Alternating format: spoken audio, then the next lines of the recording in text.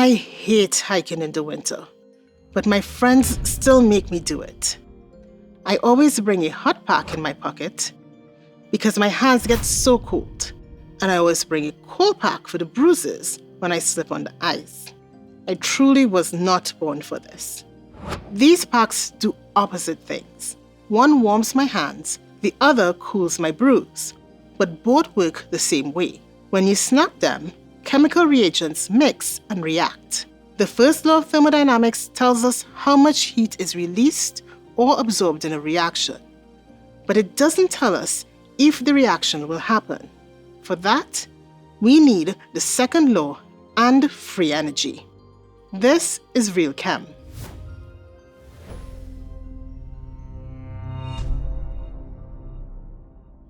Chemists have a way of phrasing the second law of thermodynamics that taps into our intuition. Things tend to move downhill in energy. Water falls down a waterfall. Balls roll downhill. And if I slip on an icy trail, I fall down, not up.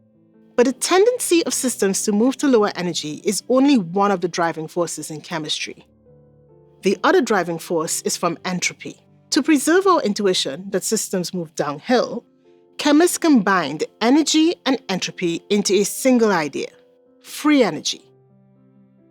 Although chemical systems don't always move downhill in energy, they do always move downhill in free energy. That's because free energy combines the driving force from energy with the driving force from entropy. Hot and cold packs are great examples of how free energy helps us understand chemical reactions. When you activate a pack, you're triggering a chemical reaction. The reactants mix and convert into products.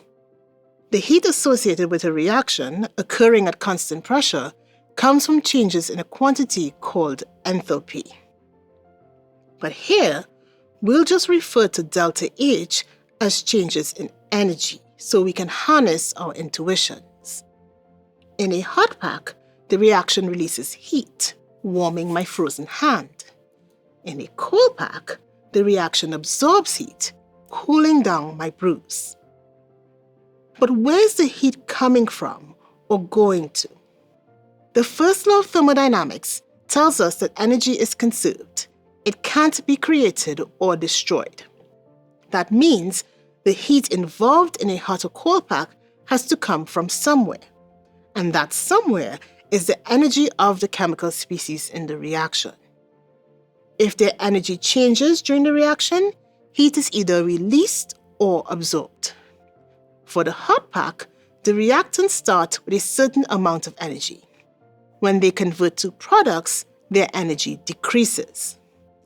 The difference is released as heat. This fits with our intuition. Things tend to move toward lower energy. Now, let's look at the cold pack. When the reactants convert to products, their energy increases. Why would this happen? That's like a ball at the bottom of a hill suddenly rolling uphill. So something must be driving the reaction. If energy isn't the driving force, then what is?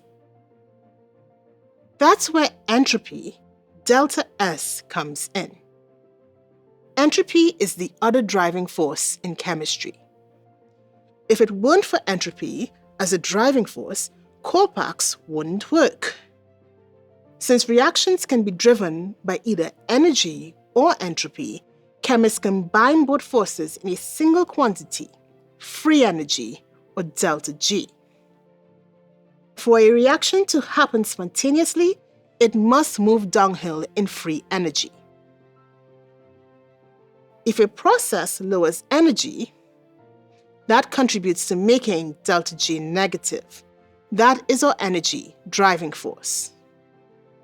The other term is the entropy driving force. Notice, delta S is multiplied by minus T. The minus sign reflects that the spontaneous direction is for entropy to increase. And because S is multiplied by temperature, entropy becomes an even more important driving force at high temperatures. Free energy helps explain why cold packs work. Even though the reaction moves uphill in energy, the increase in entropy is strong enough to drive the process forward, making it spontaneous overall. I'm truly lucky there are two driving forces in chemistry. If energy were the only driving force, molecules would always move to lower internal energy. That means spontaneous reactions would always release heat. I could have my hot pack to warm my hands, but not my cold pack to cool down the bruises. I tend to fall a lot on ice.